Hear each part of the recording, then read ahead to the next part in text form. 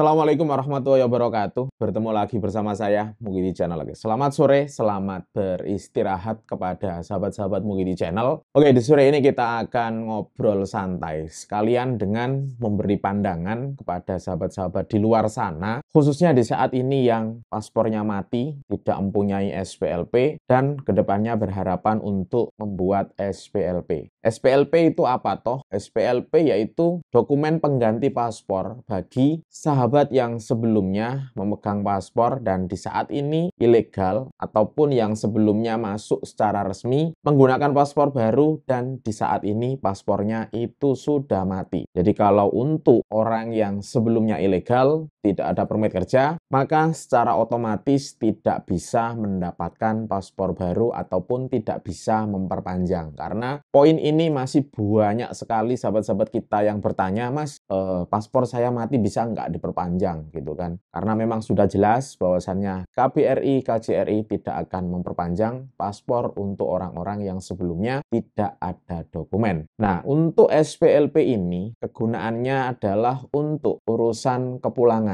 Dalam artian ya pastinya sahabat-sahabat yang sudah ilegal. Dan masa berlakunya adalah 1 tahun dan bisa digunakan 1 kali saja. SPLP tidak bisa digunakan untuk mengurus sebarang dokumen, misal permit dan sebagainya. Karena pada dasarnya SPLP adalah dokumen pengganti paspor yang sebelumnya sudah mati. Nah, di poin ini sebetulnya sahabat juga harus memahami, sebetulnya untuk pembuatan SPLP itu seperti apa toh? Sebetulnya ya sangat mudah. Bahkan di channel-channel saya untuk pembuatan SPLP itu sangat mudah dan juga untuk di saat ini itu dipermudah oleh KBRI ataupun KJRI. Karena untuk di tahun terdahulu itu untuk KJRI Johor itu bagi pembuat SPLP diharuskan membuat surat report polis. Tapi di saat ini untuk yang akan ke KBRI ataupun untuk yang ke KJRI bagi sahabat-sahabat yang kosong tidak perlu. Hanyalah menyediakan dokumen-dokumen yang bisa digunakan untuk memproses SPLP di antara salah satunya. Silakan dipahami di antara salah satunya. Tapi untuk yang ada fotokopi paspor lama, hidup ataupun mati, kalau hidup biasanya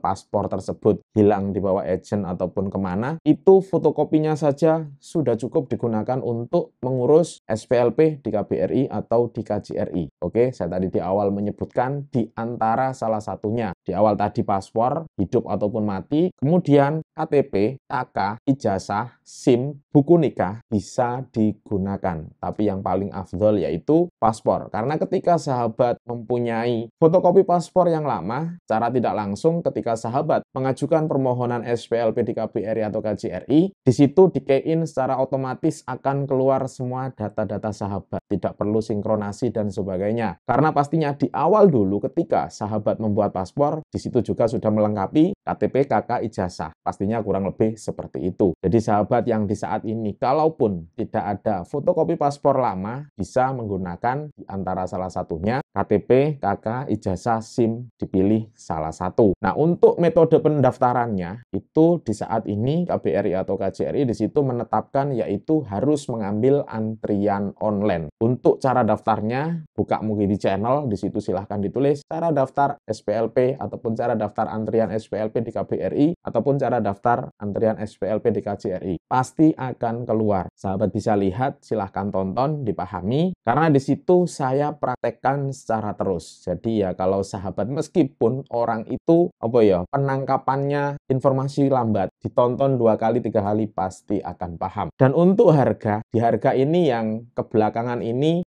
menjadi satu pertanyaan besar. Sebetulnya berapa toh untuk membuat SPLP? KBRI, KJRI sudah menetapkan bahwasanya untuk pembuatan SPLP itu hanyalah membayar Rp30, bukan 1.500. Karena ada juga sahabat kita yang DM, Mas, saya minta diuruskan orang gitu kan, kok ditarik 1.800. Wow, berapa kali ganda itu. Kalau untuk pembuatan SPLP itu prosedurnya datang 2 kali. Pertama, membawa dokumen persyaratan, kemudian membayar, itu pun nanti akan dapat jadwal pengambilan. Jadi untuk mendapatkan SPLP ini datang 2 kali. Pertama, menyerahkan berkas sekalian dengan foto dan membayar. Ketika nanti sudah balik diberi satu resit, sulit dan ketika waktunya sudah tiba, sahabat harus mengambilnya ulang. Jadi untuk biaya kalau kita melihat 2 kali transport, kita ambil untuk yang naik Grab contoh ya kan. Jadi 2 kali transport ataupun ada sahabat taksi yang mau menunggu karena untuk proses SPLP ini tidak perlu antri. Jadi misal contoh ada sahabat mempunyai kawan taksi, dihantarkan kemudian disuruh nunggu, itu pun nggak sampai 2 jam. Jadi 1 kali transport kita buat ambil yang paling mahal yaitu 150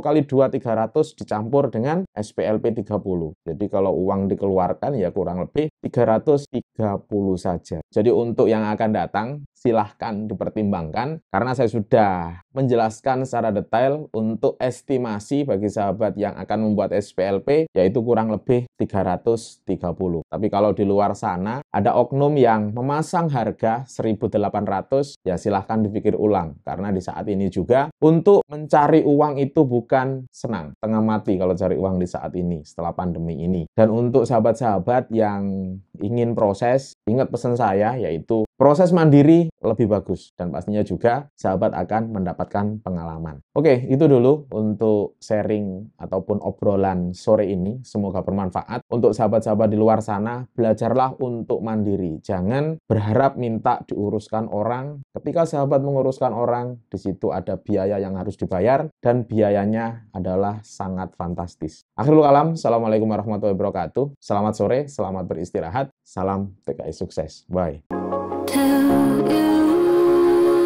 Tell you here